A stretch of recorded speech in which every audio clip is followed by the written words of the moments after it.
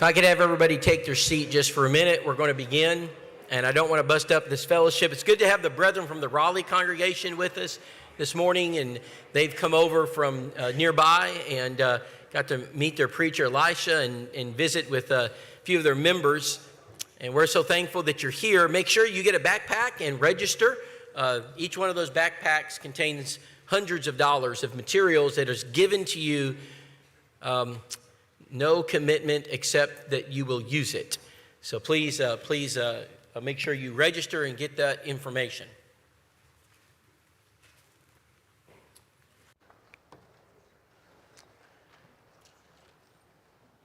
So we're going to go over Believe the Bible each day. We're going to take lesson B, lesson C. But we're going to transition. So we're going to be using something in this lesson that's going to be used today. So you're going door knocking. And so this is why we're here. There is a stereotype in the Church of Christ that says door knocking doesn't work. And I understand it completely. I have been involved in numerous door knocking campaigns. When I was a young man, when I was growing up at the Northern Oaks Church of Christ, it was expected that we're going to take the gospel meeting flyer. We're going to go door to door. We're going to invite people to the meetings. In fact, the ladies would come early and they would make breakfast and we would eat together. Some of the older members would drive the cars. We would get in the cars and we would in South Texas with 102-degree heat, we would walk up and down the streets and we would pass out those flyers and we'd say, "Come to the gospel meeting." Of course, we would be having a premier speaker. We would have someone who was well known in the kingdom. He would do a stellar job in presenting the material. So our thought was that, if we could get people to come and listen to him, we would have results. The problem is that on Sunday morning, as we would come early, expecting that someone we invited would actually come to the meeting, no one comes. I can't tell you how deflating that is. When you spend all day, several days, passing out meeting flyers, and no one comes. And so over the years, door knocking has received a pretty bad rap. It doesn't work. Let's not waste our time. Let's do something else. I don't believe that brethren are lazy. I don't believe we're apathetic. It's obvious that's not true. I don't believe brethren are just don't want to evangelize. I believe in the goodness of people. I truly believe that this morning you want to reach the lost. I believe the majority of our brethren just don't have any confidence that door knocking works. And if you don't believe the product that you're selling works, why would you sell it? If you don't believe the product you're using works, why would you use it? And so it's become a barrier in our churches, door knocking, because of the past ineffectiveness of door knocking. So what I want to do in this lesson is share with you effective door knocking. So what would you think if we were able to produce a result, not at 2 or 3%, not at 10%, not at 20%, but what if we could give a result of about 30% success at the door? Would you be interested? Would you spend time door knocking if we could generate a 30% success threshold? I was talking to a friend of mine, and he's an excellent evangelist. He said, "Rob," he said, this is several years ago, he said, "Rob, I think we have the wrong approach on door knocking." And I said, "Well, explain it to me." He said, "Are you capable of throwing a Hail Mary?" I said, "What do you mean?" He said, "Can you get on the football field and throw a Hail?" I said, "Absolutely not." "Do you know anybody in your church that can do that?" I said, "No." I said, "Do you know anybody in any church that can do that?" I said, "I'm not sure I do." He said, "Why do we throw Hail Marys in door knocking?" He said, "Do you realize when you go to the door and you ask someone for a Bible study what you're trying to do? You're throwing a Hail Mary. You can't do it. It's not going to work." And I said, "I'd never thought of it like that." I said, "What are you suggesting?" He says, "Move your goalpost." He said, "Don't throw the Hail Mary." He said, "Move your goalpost." He said, "Rob, can you throw a 10-yard pass?" I said, "I probably can do that." He said, "Can most people throw a 10-yard pass?" I said, "Most people can throw a 10-yard pass." He said, "Throw a 10-yard pass." He said, "Move your goalpost." I said, "What does that look like?" He said, "Well, let's not invite them for a Bible study. Let's not even invite them to church. That's a 50-yard pass. That's too far still. They don't know you. All right, they're gonna try to They're going to try to remove you from their front porch. They're going to shut the door. They're not going to open the door. I mean, there's going to be a lot of things done to get rid of you. What if your only goal, what if you had just had one goal in knocking a door? Just one goal, and the goal was not to set up a Bible study, the goal was not to invite them to a meeting, and the goal was not to invite them to church. I said, what would that goal be? What would be the goal of door knocking if that is not what you're trying to do? Step one. What is step one in the evangelism model? Contacts. That's step one. There are 6 steps in our evangelism model. Step one is contacts. Now, let me ask this question. Is it possible, if we went door to door, that we could make a contact? Is that possible? It's highly possible. Now, let's look at our world after COVID, our post-COVID world. What's changed about people's homes post-COVID compared to pre-COVID? What's changed? There's something very big that's changed. They're more what? Okay, but you're on the right track. I want you to go a little bit further. Somebody else? They're home. They're home. That's the key. They're home. Pre-COVID, where were they? Well, they're in $100 million office buildings.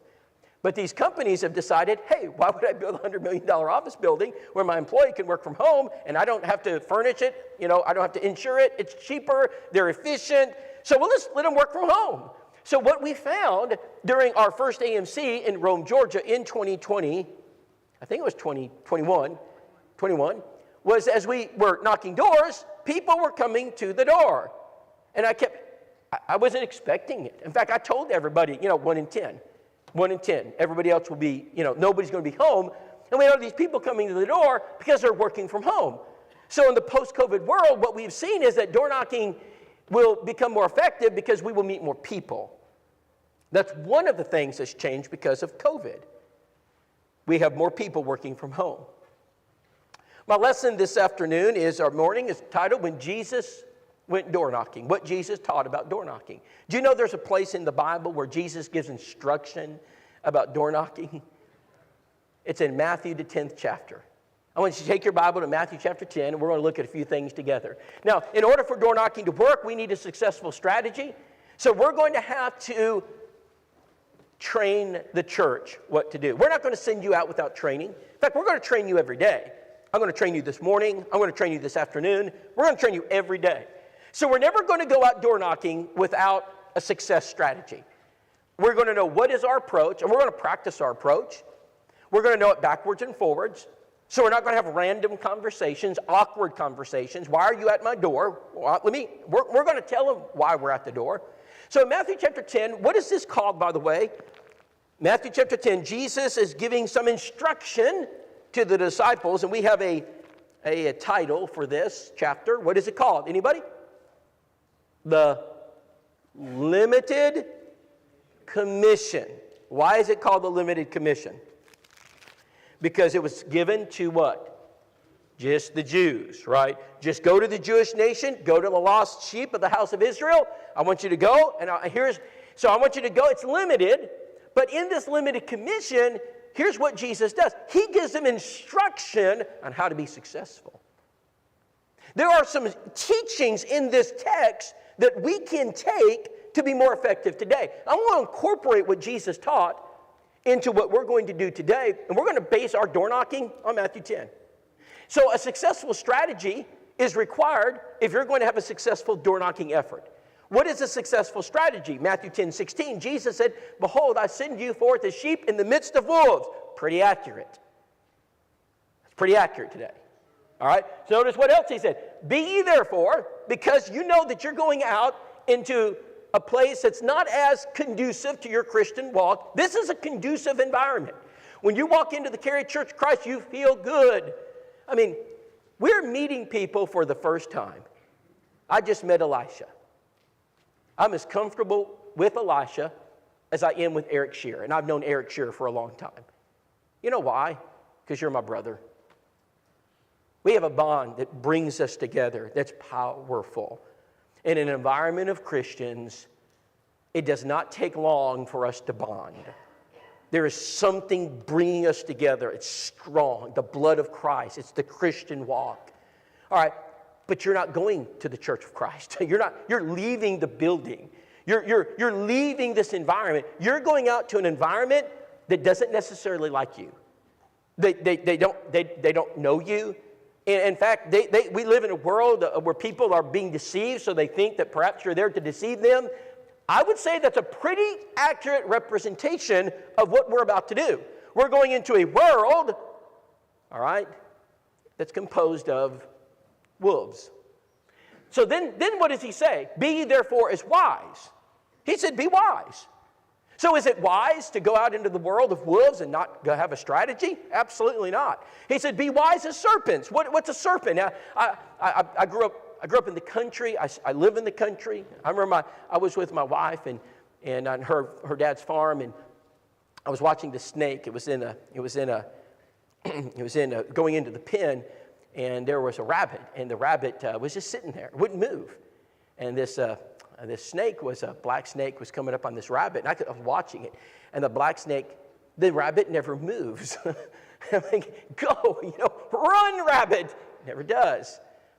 And then the snake approaches the rabbit real stealthy-like. I mean, just as stealthy as it could be. And it wraps itself around, and it has lunch. Be as wise as serpents. So what is Jesus saying? Attack people like a serpent attacks its prey? He's saying be wise in how you approach people. He's saying use wisdom in your strategy. That's all he's saying. Then he says, I want you to be as harmless as a dove so you don't devour the prey. That's not what you're doing. Your Hippocratic oath for a child of God is love. So you love people. So you're compassionate, you're kind. We're not there to cause a fuss. We're there to show them why they would want to be a Christian, the kind of people we are. So no matter how we're treated, doesn't matter what they say, doesn't matter what they do, it doesn't matter how vulgar they get, we're not going to return vulgarity with vulgarity. So Jesus provided them a method for going. Jesus gives them a strategy. So, okay, you got to be strategic. Now let me give you some things that are going to help you. What are some of the things that Jesus said? Mark 6, verse 7. This is a parallel passage. And he called unto him the 12, and he began to send them. So first, we need to go. We got to send. We got to send people. Why isn't evangelism working in the Church of Christ? Because we're not sending anybody. We got to send them. I'm not talking about sending them to India. Let's send them to Cary, North Carolina. Let's send them to our community. So he sent them. He is a sending God. Don't ever forget that. Your God sends people. God does not build buildings and say, come on in. He gives you a commission that says, go on out. It's a very different place. Evangelism for many of our churches is build it and they will come. That doesn't work very well. They're not coming. All right, y'all have a beautiful building, Brother Jim and Brother Leslie. It's beautiful. I mean, this is just, there are few buildings that would rival this in our brotherhood. It's beautiful. And I love church buildings. You know, it's pleasant. You have everything a person could want in a church building. So if build it and they will come would work, you'd be full, right? Like you'd be busting at the seams, right? So this is a beautiful, location. Couldn't get a better location. We're right off a great part of town. I mean, this is it. Doesn't work. I hear people we're not growing because we're in a terrible location or we've got a bad building. I don't think that's the problem. Okay. The problem is not the building. The problem is we're not doing that. We got to go. And so notice that he sent them forth. Here it is. Everybody see it? Pretty biblical. 2 by 2. That's what we're going to do. We're going to go in groups. So when we door knock, we'll never door knock by ourselves. Let me give you a couple things that will enhance your effectiveness. When you knock doors, you need to go male, female, or adult child. Male, female, or adult child. 2 men at the door. It's not a sin. It lowers your effectiveness. All right, so when 2 men show up at the door, and there's a woman on the other side, and they're knocking, most of our ladies are not going to open the door. They're not opening the door.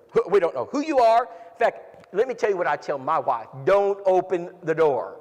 Don't unlock the door. right? So it's specific instruction. All right, I don't want you to unlock the door. I don't want you to open the door because we don't know who they are and I don't know what they're going to do. Don't open the door. In fact, there were times when I was preaching full-time, because this is what I do full-time. I don't have a pulpit anymore. And I'd be away at the office. My wife would call me and say, there's 2 men at the door. I say, don't open the door. Whatever you do, don't open the door. Don't unlock the door. So what we're going to do is learn that you're more effective when it's a male-female. So when I go door knocking, I take Nicole. Because I know that if I have Nicole, she's real sweet, and I move out of the way, I make sure they see her first. I always have to drag her up there too. Say, Nicole, get up here, honey, get up here. You know, I don't want to get up there. I said, just get up there, let them see you, honey. I don't want them to see me because they won't open the door for me, but they'll open it for you. But you know, if you have Miss Hazel, that's a pretty good door knocking technique, right? I mean, you know, little 3-year-old, 4-year-old, and these guys right here, pretty good. Yeah, they'll probably open the door for you guys. You know, they don't look too scary to me. All right. So we want to make sure that we're inviting. So yes, we're going to do 2x2 safety. That's just safety. That we're not going to go by ourselves. But we're also going to make sure that the 2 people that go are going to have the highest possibility of success. It's not a sin issue. It's just from experience, we know that your success goes up dramatically when that happens. All right. So there's what it looks like right there. Now that's a pretty good door knocking team right there. Y'all like that? How could you not open the door? I mean, who would not open the door for that right there? So that's what it looks like right there. Door knocking strategy, Jesus provides them a method for going 2x2. And then we look at our culture and we decide, okay, culturally speaking here, what would be the best pair? Now, it's not a sin to show up with 5 people at the door. It's not a good idea. Okay. Because if you show up with 5 people at the door, they think there's an invasion about to happen, all right? They're not opening the door, all right? Now, if there's more than 2 people in your group, our suggestion is 2 go to the door, 1 stands about 20 foot behind them, all right? 20 foot behind them. So you're going to stand way back, all right? So when you go 2x2, method for going, all right? When you go up to the door and you knock, don't get in their space. There is a personal space people have. They don't want you violating their space. So typically when Nicole and I door knock, it goes something like this. I'll come up, I put her in a position, I knock on the door, and she immediately grabs me and pulls me back. because get back, and we back up, 5, 6, 8 foot because, she's trying to help me because I have a tendency to be a little bit too aggressive. All right, she's pulling me back, right? And it's good because, that gives people their space, and it's called personal space, and it's something I've had to learn to give people. All right. Where no counsel is, the people fall. But in the multitude of counselors, there's safety. That's why we go 2x2. There's safety in the multitude of people. So again, not a sin to have 3, but I'd back that person off. And if there's more than that, I'd leave 1 person on the sidewalk. You just don't want to invade their space. All right, door knocking strategies. Keep going.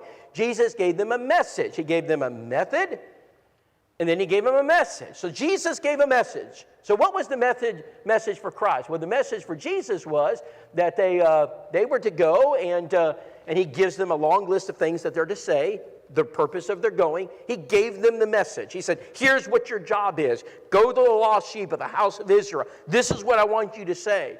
So if you're going to go to the door, the point is we need a message. And as you go, preach. We're not just going there to talk about the weather. We're not going there. We got a job to do. We got a teaching job to do. So what are we going to teach?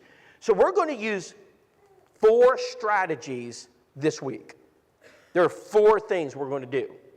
Now, we're going to use house to house, heart to heart. The Cary Church of Christ has been sending house to house, heart to heart, 4 issues to a certain neighborhood, and we're going to use it. We're going to ask them if they recognize it. We're going to use it as a prop. They've been getting it in their mailbox. And so, yes, you're holding it in your hand. They probably will recognize it. Oh, yeah, y'all been sending this to me. So when we use house to house, heart to heart, we're going to train you what to say and how to use it. I'm not going to do that right now. Now, there's a few of our families, and they're going using house to house. You can see them holding it up right here. It's in their hand. If you have your backpack, you'll notice in your folder there are house to house, heart to heart issues. We're not using those today, but you've got them. We're going to familiarize ourselves with that magazine. We're going to learn that magazine is designed to introduce the church to your community. It's designed to give them information about the church. We're going to look at that tomorrow. All right, but let's go to the next one, prayer. We're going to spend some time here. So we have found a lot of success right here. So if you introduced yourself, or you came to the door and you said something like this, my name's Rob, my wife Nicole, we're from the local church in your community, and we're reaching out and we're asking people if they know someone we could pray for. Do you know anybody that needs prayer? We're trying to connect with our community. We want to help, and we're asking, do you know someone that we could pray for? So we found that 3 out of every 10 people that we come across will say yes. 3 out of every 10 will say, yes, I do. And more times than not, it's them. Now, if you looked at them and say, can I pray for you? They're going to think you're a fanatic, and they're going to try to get rid of you. But if you say this, we're Christians in our local community, and we're just reaching out to see if there's any prayer needs in our community. We're trying to help our local community. And do you know anybody that needs prayer? Very neutral, how I said that. It's very neutral. And so the person might say, yeah, I've had some health problems lately. Do you guys mind praying for me? Yeah, no problem. What's your name? So you get out their contact card. Remember the contact card? We'll go over it again today. Very important. So we're going to get out the contact card, and we're going to fill out that contact card. What did you just make by a contact? Is that success? It is. That is success. That's all we want to do. We want to make a contact. So we're going to fill out the contact card, get first name, last name. Don't ask for their address if you don't need it. You're sitting at their home. You know their address. It's on their mailbox. So do not ask for information you don't need. And now's not the time to interrogate them. Are you married, divorced, separated? Why were you divorced? This is not the time for any of those things. All you need is first name, last name, address. And if they'll give you a phone number so you can reconnect with them, hey, do you have a cell number we could text you or reconnect with you? If they'll give it, that's fine. If they won't, that's okay. But we got the address. It's prayer. Prayer opens doors. It's hard to resist prayer. So let me tell you what happened in Jacksonville. I was in Jacksonville. I went to this house. I knocked on it, knocked on the door. I went through my spiel, and the guy looks at me and says, I'm an atheist. That was his first response. I said, is it still okay that I pray for you? Oh, well, yeah, you could pray for me if you want. People like to be prayed for. Even atheists like to be prayed for. So I thought that was interesting. It's hard to get mad when someone wants to pray for you. Prayer is good. Prayer is positive. Prayer is loving. It's compassionate. It's not threatening. Who doesn't want someone to pray for them? So you're entering into this mission with a very positive message. You're not there to say, would you like to go to church with me? No, I don't. I already have my own church. So they're going to say that. Would you like to have a Bible study? Oh, do you think you know more Bible than I did? It's threatening. All right. But if you enter in with something like this, now they smile. Hey, I've got this neighbor across the road over here. She's real lonely. No one ever visits her. Her children never come around anymore. Her name is Lucille. Do y'all mind going over and checking on her? Because she needs help. You'll get that. You will get somebody who says something. Yeah, so we're going to go over and we're going to check on Lucille. Now, that's called prayer. Now, what are we going to do with that? Like, what's the result of prayer? So this afternoon, we have everybody in teams, and one of the teams is going to come back early and write cards. We're going to take those prayer requests, and we're going to write cards. We're going to write them by the boatloads, and we're going to divide them up. We're going to send 5 today, or 10 today, 10 tomorrow, 10 Wednesday, 10 Thursday, and we're going to start sending those cards out. So we're going to follow the prayer up with an action. So every message has an action to it. So we're going to pray, but then we're going to act upon that prayer, and we're going to send out compassion cards. Now, if we send out those compassion cards in a large enough fashion, you're going to get their attention. So what happens when we leave, Larry, when we leave and we've sent, 70 cards to one of these prayer requests, and the church continues to send the cards, for several weeks, and then the church goes and makes a visit, knocks on their door. Hey, my name's Larry, my wife, and we're from Cary Church of Christ. Cary, didn't y'all come by a few weeks ago? Yeah, yes, ma'am. Are y'all that church sending us all those cards? Yes, ma'am, we are. I can't tell you what that's done for me. That is just, she said, every day I read, and they keep coming. You guys are, would y'all like to come inside for just a minute? It's a very, absolutely, yes, we would. And would you like some lemonade? Larry says, I don't drink lemonade. You do today. Today we drink lemonade. It doesn't matter. Whatever they offer you, you drink it, unless that's sinful. All right, come on in, sit down. So I did. I had a lady, and we knocked on her door, and she said to me, she said, are you here to fix my mailbox? Yes, ma'am, I am. Yes, ma'am. Yes, ma'am. Where's the mailbox? And that's right out there. I've been trying to get you people out here for months. No one responds to my request. And I said, well, ma'am, I said, we'll be glad to fix your mailbox. And she said, well, thank you. She said, how much is it going to cost? I said, nothing. Oh, now you got to charge me something. Now I can pay something. I said, no, ma'am. I said, we're from the local church. We're just checking on you. Oh, and you'll fix my mailbox? Yes, ma'am. We'll be glad to fix it. And she said, oh, okay. She said, well, would you at least come in for some lemonade? Absolutely. That's all I wanted. So those are the kind of things that happen when you door knock. You've got to kind of roll with it. So prayer. Now, so we're going to send cards, lots of cards. We're going to follow it up. So today, that's what you're doing, by the way. That's what you're doing. All you're doing is offering to pray for people.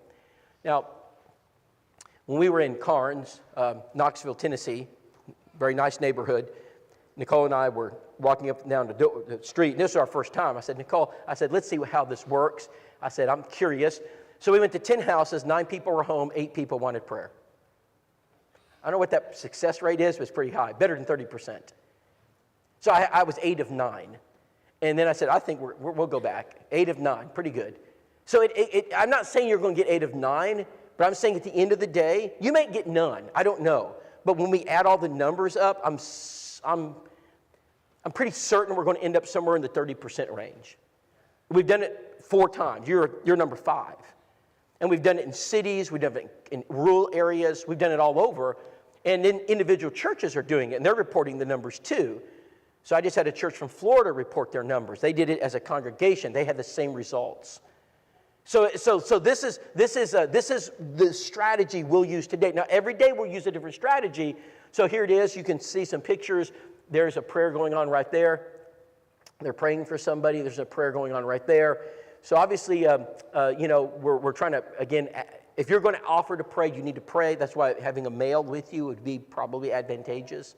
All right, so, you can lead that prayer and right in front of them and make sure you name them, talk about them, and pray God's blessing. So let's go to the third one, community service. So one of the days we go out, we're going to offer a community service. We're going to offer to help them. Now, we're going to have a community service list of things that we offer. These are the things that we can do for you. So the community service list is designed to, again, be a benevolent act. You might call this benevolence. There's a reason we don't call it benevolence. Does anybody know why we don't call this benevolence? Okay, negative connotation, somewhat. Yep, that's somewhat. There's even a bigger reason than that. I don't call it benevolence. You're going to laugh when I tell you. Thank you. They don't know. You got both of them. They don't know what it means.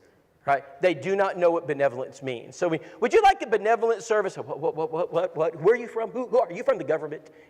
So, but you say, we're here to offer free community service. Oh, yeah, you are from the government, and I need all the services you can offer. Yeah, So they understand the language, free community services. They do not understand the language benevolence. You do because you grew up in the church. All right, so that's why we use the word community service. We're going to give you a community service sheet. We're going to show you what you offer. And you're going to have people that say, I could use your help. I've got a down tree over here. If they have a down tree, we're going to tell the elders that they got a down tree. The elders will call Brother Down Tree, and they will ask him to come out over with the chainsaws and cut up the tree. No, that's exactly what we do. Maybe you find somebody, that says, the older person, they've been sickly. I really need someone to mow my lawn. We're going to say, hey, Larry, do you know anybody can mow lawns here? And he'll say, absolutely, we'll get that lawn mowed. So that's what we're trying to do. We're trying to instill within that community goodwill, benevolence. We're going to share it with them. We care about you. Remember, people don't care how much you know until they know how much you care. And we're trying to do that. We want them to know the Cary Church of Christ cares for them. By the way, everybody is not a member of the Cary Church of Christ this week, but everybody is working with the Cary Church of Christ. So when I introduce myself, I'm working with the Cary Church of Christ. That's how I always introduce myself. I'm not with the Jacksonville Church of Christ. I'm not with the Glencoe Church of Christ because they don't know what that is. I'm working with the Cary Church of Christ. Now, those of you from Raleigh, if you were in your area there, you just say, hey, we're working with the Raleigh Church of Christ. We're helping you. So wherever it is you are located is the church you would represent. Now, there's our mailbox. I was telling the truth about the mailbox. That's what we did. So we fixed the mailbox and got that taken care of. Then we had our lemonade. and we got to engage the contact. All right, number 4, new movers. So people are most likely to change churches when they move. Statistically speaking, that is truth. So when a person moves from one city to another city, it's the most likely time in their life to change. They're making changes, big changes, and they need a church. So new movers are excellent targets. And at house to house, heart to heart, we know who they are. We buy their information. We buy it, and we have it. We have names and addresses. So we're going to teach you how to approach a new mover. There are do's and do nots. There are things that you should do when you approach a new mover, and there are things you should never do when you approach a new mover. And we're going to talk about those things. So as you go preach, sing. In other words, Jesus gave them a message. We've got a message too. So we're not just going to throw you out there and say, just, good luck, hope it works. That's the 3% success rate. But when you do something like this, your success rate begins to rise, and people begin to realize, oh, this does work. This is worth my time. And that's how you baptized 24 people in 6 months at the last AMC. And that's how they baptized 20 people in 6 months at Covington. That's how they baptized 20 people in 12 months at Rome. We're above 75 baptisms now in our AMCs. And that's why. Because when you have a strategy and you train people, you're going to get results. Now, there it is. There's our new movers. And we'll be talking more about new movers and how to do that later on this week. All right. Jesus gave them a manner. So we got a method. We got a message. What's the manner? And when you come into a house, salute it. How should we approach people? Kindness, respect. So let me give you a couple things that you probably don't consider when you door knock. As soon as you get out of your car, when you're walking down the sidewalk, as soon as you enter the property of the homeowner, assume they're recording you. Because they probably are. So assume every word you say is being recorded. Assume everything you do is being recorded. They're watching you. And as you walk up the driveway, they're watching you. And as you ring the doorbell, they're watching you. And as you are sitting there talking about, that's the ugliest flower bed I've ever seen, they're listening to you. And you've insulted them. And now you have ruined your opportunity. So so if you walk up the driveway and they've got trash everywhere, now's not the time to discuss it. Okay, you walk up the driveway and that's the ugliest house I've ever seen. Now's not the time to make that observation. I would not make that observation until I'm in the car in a closed environment and because they can hear you. So we assume when we go up to the houses of people, they're watching and listening as long as you're on their properties. Everybody understand that? That's important. It's easy to forget that. And it's Nicole normally, she'll do this to me, because again, I make those mistakes and she'll hit me like this and Rob, don't say that. So, and when you come into the house, salute it. So we're going to go with respect, all right? We're going to go with respect. Let's make that very practical. I'm going to make this very practical for you. So I'm walking up to a house. And as I walk up to the house, I see a fence on the back side. There's a fence. As I walk into the house, there's a fence on the back side. And in that fence, I see pet toys. Now, I'm going to use this. And this is where experience is going to magnify your effectiveness. They got pets. Do people like to talk about their pets? Yes. Yes. It is a winner. Okay. I'm going to knock on the door. Here's what I'm going to do.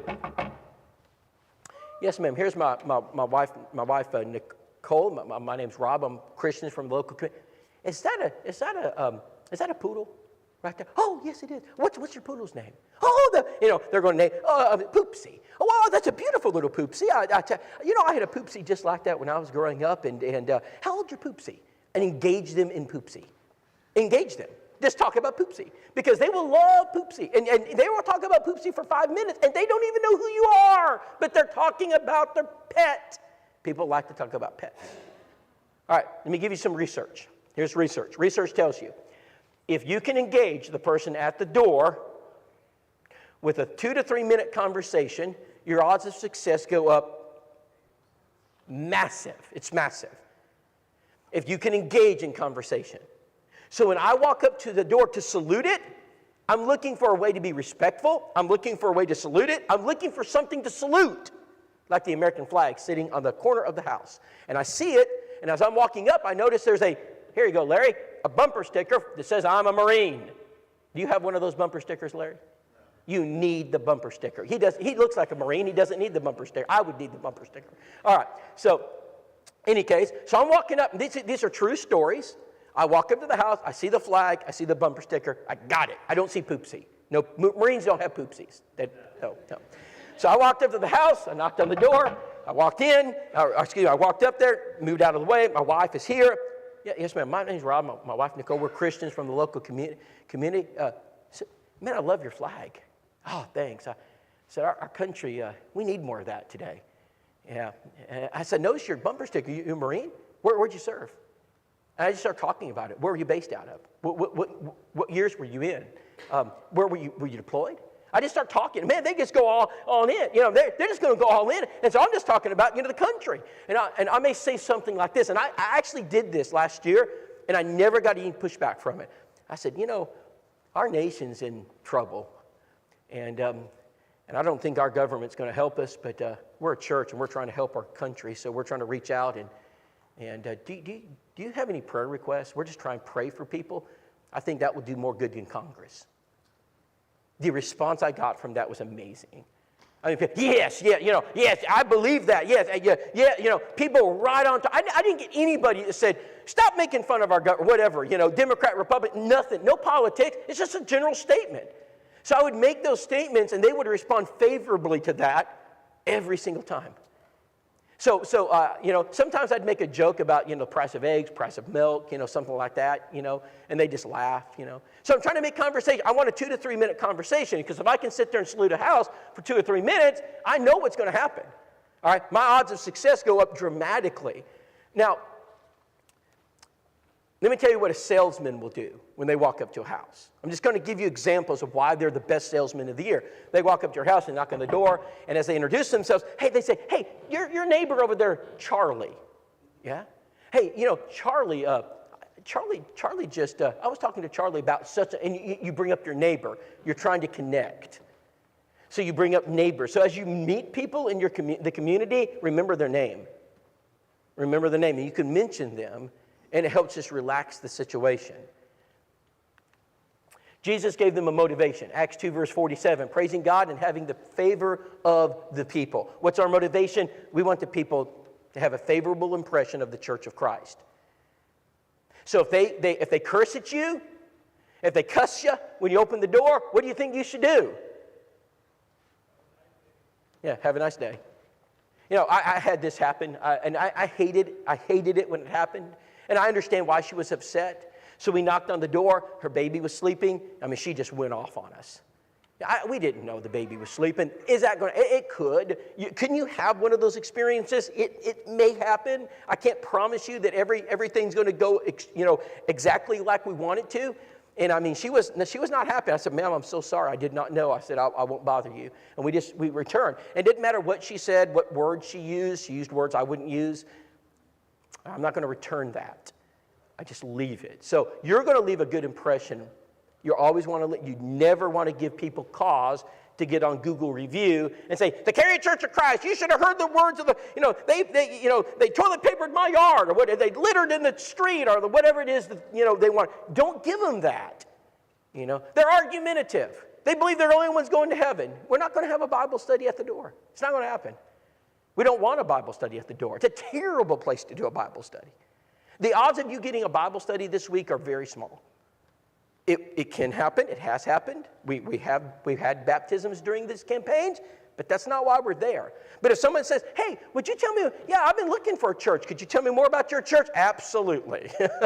If it's there or some other time, that's why we got the information. That's why we got, you have Back to the Bible sitting in your backpack. That's why we have that information. All right, so we're going to leave a favorable impression. Matthew 10:13, and if the house be worthy, let your peace come upon it. What's our motivation? Our motivation is we want peace. We want peace. That's it. We want a peaceful relationship with people and with our God. That's our motivation. We're not there to sell things. We're not there to, when I was door knocking, Larry, I don't know if this was with you, but it was with me when I was a student at school. It was a contest to see how many doors you knocked. Like at the end of the day, I knocked 66 doors. I get 71. Well, I did 34, and we're adding them up. We're adding all the stats up, and then we did, 2,000 something. It was like a contest to see who knocked the most doors. If you knock one door and sat there for an hour and talked to them, that's success. Your job is to make relationships with people. Your job is not to see how many flyers you pass out. All right, so we want, our end result is we just want to create a peace between them and God. And if the house be worthy, let your peace come upon it. Let's just promote peace. That's what we're there to do. So we're not there to run through the community to see how many doors we can knock. We're there to try to connect with people, create relationships, and we can use things in their yard. Let me give you a couple other things real quick. I said pets. If there are toys in the yard, children or grandchildren. That's always a winner. Always talk about children and grandchildren. Hey, do you got any children? If they're older, do you got any grandchildren? Oh, yeah. Billy and Sally were here yesterday. Yeah, I said, I noticed. Do they come often? Just start talking about grandchildren. They'll get out their picture book, photo album. They'll show you the pictures. All right, and you're just going, oh, yeah, I'd love to see the pictures. Show me all the pictures. And this is Sally when they were 2. This is Sally when she was 3. And let them show you the pictures. All right, so that's something you can look for toys. I look for bumper stickers. I walked up to the one yard, and a guy had his garage open, had an old Corvette he was restoring. So as soon as hey, is that a Corvette? Yeah. Well, I said, what year is that? He said, it's a 70 or 60 something. I said, wow, are you restoring it? He said, yeah. I said, oh, by the way, my name's Rob, my wife Nicole, we're from the local church. Look about this Corvette over here. I minimize why I'm there. I maximize relationship building. So when a vacuum cleaner salesman shows up and does this, would you like to buy a vacuum? Is that what they say? Do they even ask you if you want to buy? No, they don't even ask that question. In fact, you're probably going to ask, were you here for something? Oh, yeah, I got this vacuum. Your neighbor bought one, and her neighbor bought one, and they bought one over there too. Would you like to know more about my vacuum? They're very good at what they do. All right, what I'm suggesting is that when you go to the door, the first thing you do is perhaps not say, can I pray for you? Now, prayer's good. That's what we want.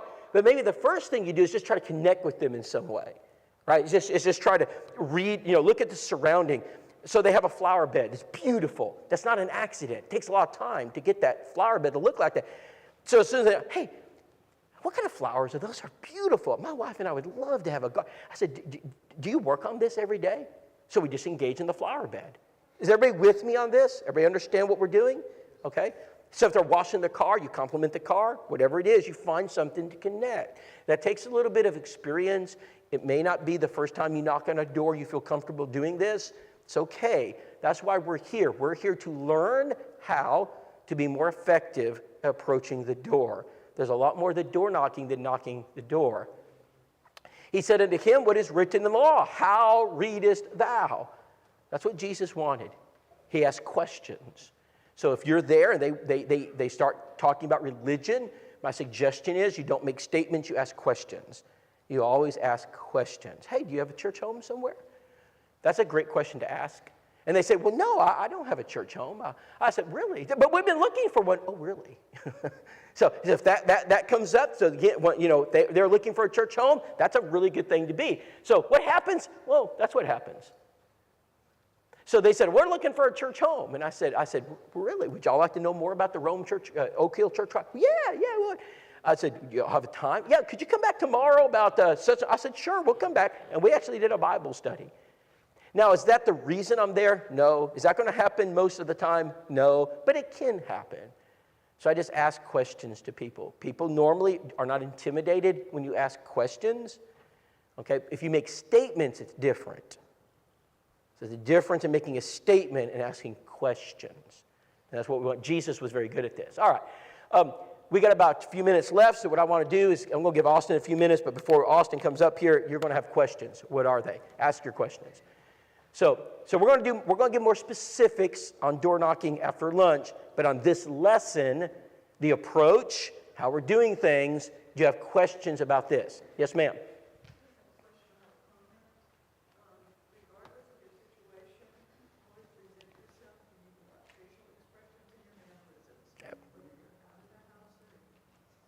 Absolutely. So we salute the house. We're always going to leave a good impression. That's what we want to do. So yes, ma'am. It doesn't matter what they say, what they do. Yes, ma'am.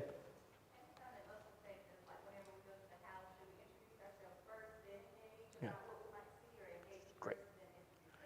I'm going to do that right after lunch, so everybody remember, it'd be fresh on their mind.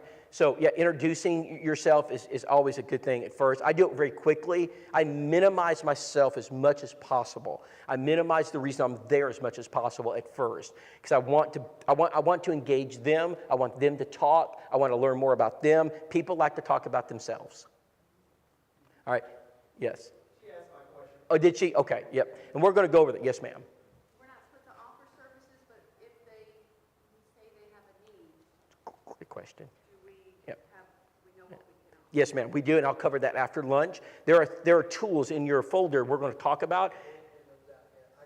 Okay, we got them printed. We're going to hand them out. So there are things that you're going to offer today. We're going to start offering today, and that's one of the big events of this week. It's called a community meal, and we're going to start offering those today. We're going to put those tickets in your hand. Yes? The community meals are in the folder? Okay. The benevolence are. The community service cards are in your folder, and we're going to look at those after lunch. The meal are in the folder, the community service. Okay, the meal. Okay. All right. Yes, sir? If they ask for the happy prayer names and they say someone like lives in another state, do you need to put their name or the person they asked for prayers for? Okay, their name. I put their name. That's a great observation. So we always want to make the contact local. We can say they're requesting prayers for somebody else, but we try to make it local. That's a great question. Really good. Yes. Are we doing it like in the whole city of Cary or just like around? 1 mile. There are literally enough houses within 1 mile that we don't have to go any further. Is that right? It's hard for me to believe. I believe you. Back in like a little small area. Yeah, this residential area is full of people around here. So you're literally within 1 mile of this church. That's really, really neat. All right. Anything else? Yes, sir. You said that our congregation has been sending out the heart to heart. Yes. House to house. When did that start? Okay. How often do they receive They started in February. February or March. Yeah, March. It's a certain area. We know where that's at, and we'll talk about that tomorrow, specifics. That'll be all day tomorrow. That will be, everywhere we're knocking today, they don't get house to house. How often do y'all send them out? Monthly. Monthly, yep. And it's a great tool, and we're going to judge the effectiveness of it tomorrow. I guess that writes tomorrow. Anybody else? Okay, we hopefully have taken care of that, but if you come across, do not solicit. Yeah, we do. We'll cover that this afternoon. Yeah, Austin will cover that this afternoon, but yeah, we will not violate those kind of things. We want the favor of the people, remember. They will use Google reviews. They will do it. Anything else? Yes, ma'am. Yes.